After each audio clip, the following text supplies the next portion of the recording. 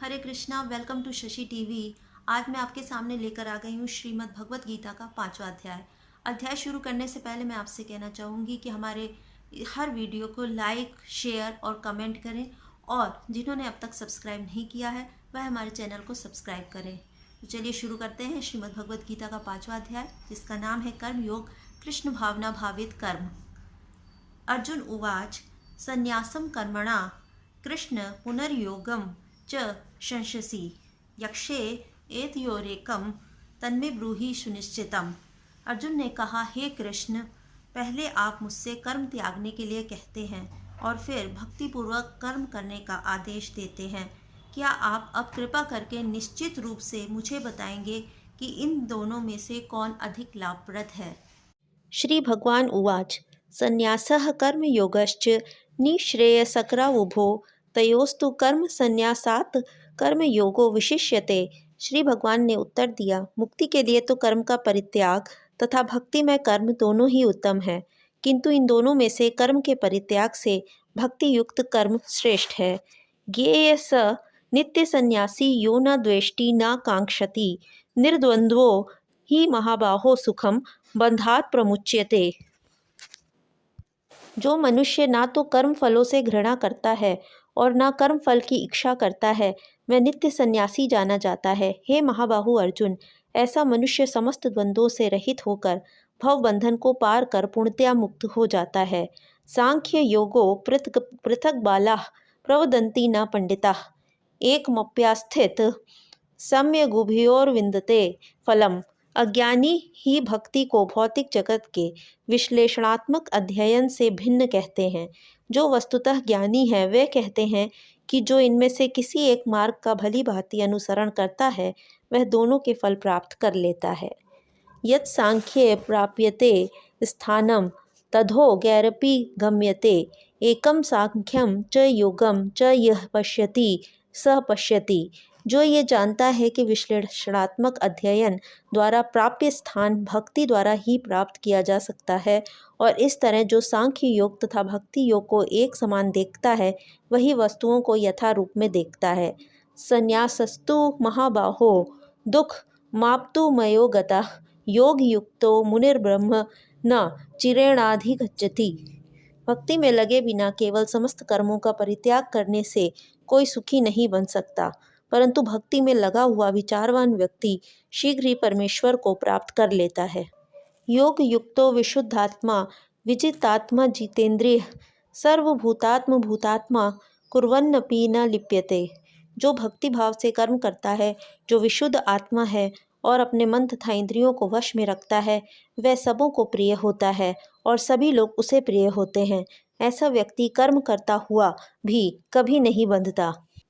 न एव किंचित करोमि इति युक्त मन्येत तत्ववित् पश्यन् शृण्वन् स्पृशन् जिघ्रन् अश्नन् गच्छन् स्वपन् श्वसन् प्रल्पन् विसृजन् गृह्णन् उन्मिषन् निमिषन् अपि इंद्रियाणि इंद्रिय अर्थेषु वर्तन्ते इति धारयन्। दिव्य भावनामृत युक्त मनुष्य देखते, सुनते, स्पर्श करते, सूंघते, खाते, चलते फिरते, सोते तथा श्वास लेते हुए भी अपने अंतर में सदैव यही जानना रहता है या जानता रहता है कि वास्तव में वह कुछ भी नहीं करता। बोलते, त्यागते, ग्रहण करते या आंखें खोलते बंद करते हुए भी वह ये जानता रहता है कि भौतिक इंद्रियां अपने अपने विषयों में प्रवृत्त हैं और वह इन सब से पृथक है। ब्रह्मणि आधाय कर्माणि संगम त्यक्त्वा करोति य लिप्यते न स पापेन पदम पत्रम इव अंभसा। जो व्यक्ति कर्म फलों को परमेश्वर को समर्पित करके आसक्ति रहित होकर अपना कर्म करता है, वह पाप कर्मों से उसी प्रकार अप्रभावित रहता है जिस प्रकार कमल पत्र जल से अस्पृश्य रहता है। कायेन मनसा बुद्धया केवले इंद्रिये अपि योगिनः कर्म कुर्वन्ति संगम त्यक्त्वा आत्मशुद्धये। योगी जन आसक्ति रहित होकर शरीर, मन, बुद्धि तथा इंद्रियों के द्वारा भी केवल शुद्धि के लिए कर्म करते हैं। युक्तः कर्म फलम त्यक्त्वा शांतिम आपनोति नैष्ठिकीम अयुक्त काम कारेण फले सक्त निबध्यते। निश्चल भक्त शुद्ध शांति प्राप्त करता है क्योंकि वह समस्त कर्मफल मुझे अर्पित कर देता है। किंतु जो व्यक्ति भगवान से युक्त नहीं है और जो अपने श्रम का फल कामी है वह बंध जाता है। सर्वकर्माणि मनसा संन्यस्य आस्ते सुखम वशी नवद्वारे पुरे देहि न एव कुर्वन् न कार्यन्। जब देहधारी जीवात्मा अपनी प्रकृति को वश में कर लेता है और मन में समस्त कर्मों का परित्याग कर देता है, तब वह 9 द्वारों वाले नगर भौतिक शरीर में बिना कुछ किए कराए सुखपूर्वक रहता है। न कर्तृत्वं न कर्माणि लोकस्य सृजति प्रभु न कर्मफल संयोगम स्वभाव तु पवर्तते। शरीर रूपी नगर का स्वामी देहधारी जीवात्मा ना तो कर्म का सृजन करता है, ना लोगों को कर्म करने के लिए प्रेरित करता है, ना ही कर्म फल की रचना करता है। ये सब तो प्रकृति के गुणों द्वारा ही किया जाता है। न आदते कस्यचित् पापम न च एव सुकृतं विभु अज्ञानेन आवृतम ज्ञानम तेन मुह्यन्ति जंतवः। परमेश्वर ना तो किसी के पापों को ग्रहण करता है ना पुण्यों को, किंतु सारे देहधारी जीव उस अज्ञान के कारण मोहग्रस्त रहते हैं जो उनके वास्तविक ज्ञान को आच्छादित किए रहता है। ज्ञानेन तु तत् अज्ञानं येषां नाशितं आत्मन तेषां आदित्यवत् ज्ञानं प्रकाशयति तत्परम। किंतु जब कोई उस ज्ञान से प्रबुद्ध होता है जिसमें अविद्या का विनाश होता है, तो उसके ज्ञान से सब कुछ उसी तरह प्रकट हो जाता है जैसे दिन में सूर्य से सारी वस्तुएं प्रकाशित हो जाती हैं। तत्बुद्धय तत् आत्मान तत्निष्ठा तत्परायणा गच्छन्ते पुनरावृत्तिम ज्ञान निर्धूत कल्मषः। जब मनुष्य की बुद्धि, मन, श्रद्धा तथा शरण सब कुछ भगवान में स्थिर हो जाते हैं, तभी वह पूर्ण ज्ञान द्वारा समस्त कल्मष से शुद्ध होता है और मुक्ति के पथ पर अग्रसर होता है। विद्या विनय संपन्ने ब्राह्मणे गवि हस्तिनी शुनि चैव स्वपाके च पंडिताः समदर्शिनः।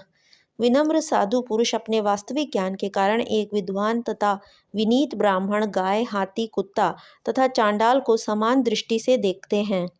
इह एव ते जित सर्ग पोष येषां साम्ये स्थितं मन निर्दोषं हि समम ब्रह्म तस्मात् ब्रह्मणि ते स्थिता। जिनके मन एकत्व तथा समता में स्थित हैं, उन्होंने जन्म तथा मृत्यु के बंधनों को पहले ही जीत लिया है। वे ब्रह्म के समान निर्दोष हैं और सदा ब्रह्म में ही स्थित रहते हैं। न प्रहृष्येत प्रियम प्राप्य उद्विजेत प्राप्य च अप्रियम स्थिर बुद्धि असमूढ़ ब्रह्मवित्त ब्रह्माणि स्थितः। जो ना तो प्रिय वस्तु को पाकर हर्षित होता है और ना अप्रिय को पाकर विचलित होता है, जो स्थिर बुद्धि है, जो मोह रहित है और भगवद विद्या को जानने वाला है, वह पहले से ही ब्रह्म में स्थित रहता है। बाह्य स्पर्शेषु असक्त आत्मा विन्दति आत्मनि यत् सुखम सह ब्रह्म योग युक्त आत्मा सुखम अक्षयम अश्नुते। ऐसा मुक्त पुरुष भौतिक इंद्रिय सुख की ओर आकृष्ट नहीं होता, अपितु सदैव समाधि में रहकर अपने अंतर में आनंद का अनुभव करता है। इस प्रकार स्वरूप सिद्ध व्यक्ति पर ब्रह्म में एकाग्रचित होने के कारण असीम सुख भोगता है। ये ही संस्पर्शजा भोगा दुख योनः एव ते आदि अंतवन्तः कौन्तेय न तेषु रमते बुधः। बुद्धिमान मनुष्य दुख के कारणों में भाग नहीं लेता जो कि भौतिक इंद्रियों के संसर्ग से उत्पन्न होते हैं। हे कुंती पुत्र, ऐसे भोगों का आदि तथा अंत होता है, अतः चतुर व्यक्ति उनमें आनंद नहीं लेता। शक्नोति इह एव यः सोढुं प्राक् शरीर विमोक्षणात् काम क्रोध उद्भवम वेगम स युक्तः स सुखी नरः। यदि शरीर को त्यागने के पूर्व कोई मनुष्य इंद्रियों के वेगों को सहन करने तथा इच्छा एवं क्रोध के वेग को रोकने में समर्थ होता है, तो वह इस संसार में सुखी रह सकता है। यो अंतः सुख अंत आराम तथा अंतः ज्योति एव यः सः योगी ब्रह्म निर्वाणम ब्रह्मभूत अधिगच्छति। जो अंतःकरण में सुख का अनुभव करता है, जो कर्मठ है और अंतःकरण में ही रमण करता है तथा जिसका लक्ष्य अंतर्मुखी होता है, वह सचमुच पूर्ण योगी है। वह पर ब्रह्म में मुक्ति पाता है और अंतोतगत्वा ब्रह्म को प्राप्त होता है। लभन्ते ब्रह्म निर्वाणम ऋषय क्षीण कल्मषा छिन्न द्वैधा यत आत्मान सर्वभूत हिते रता। जो लोग संशय से उत्पन्न होने वाले द्वैत से परे हैं, जिनके मन आत्म साक्षात्कार में रत है, जो समस्त जीवों के कल्याण कार्य करने में सदैव व्यस्त रहते हैं और जो समस्त पापों से रहित हैं, वह ब्रह्म निर्वाण मुक्ति को प्राप्त होते हैं। काम क्रोध विमुक्तानाम यतीनाम यत से चेतसाम अभितः ब्रह्म निर्वाणम वर्तते विदित आत्मनाम। जो क्रोध तथा समस्त भौतिक इच्छाओं से रहित हैं, जो स्वरूप सिद्ध आत्म संयमी हैं और संसिद्धि के लिए निरंतर प्रयास करते हैं, उनकी मुक्ति निकट भविष्य में सुनिश्चित है। स्पर्शान् कृत्वा बहिर्बाह्यान् चक्षु च एव अंतरे भ्रुवो प्राण अपानो समो कृत्वा नासभ्यंतरचारिणो यत इंद्रिय मन बुद्धि मुनि मोक्ष परायणा विगत इच्छा भय क्रोध यह सदा मुक्त एव स। समस्त इंद्रिय विषयों को बाहर करके दृष्टि को भौं के मध्य में केंद्रित करके प्राण तथा अपान वायु को नथनों के भीतर रोक कर और इस तरह मन इंद्रियों तथा बुद्धि को वश में करने को मोक्ष को लक्ष्य बनाता है, वह योगी इच्छा भय तथा क्रोध से रहित हो जाता है। जो निरंतर इस अवस्था में रहता है, वह अवश्य ही मुक्त है। भोक्तारम यज्ञ तपसाम सर्वलोक महा ईश्वरम सुहृदम सर्वभूतानाम ज्ञात्वा माम शांतिम पृच्छति। मुझे समस्त यज्ञों तथा तपस्याओं का परम भोक्ता, समस्त लोकों तथा देवताओं का परमेश्वर एवं समस्त जीवों का उपकारी एवं हितैषी जानकर मेरे भावनामृत से पूर्ण पुरुष भौतिक दुखों से शांति लाभ करता है। इसी के साथ श्रीमद् भगवत गीता का 5वां अध्याय यहीं समाप्त होता है। 6ठा अध्याय देखने के लिए हमारा नेक्स्ट वीडियो ज़रूर देखें। जिन्होंने अब तक चैनल सब्सक्राइब नहीं किया है, जल्दी से जल्दी सब्सक्राइब कीजिए। Thanks for watching. Thank you.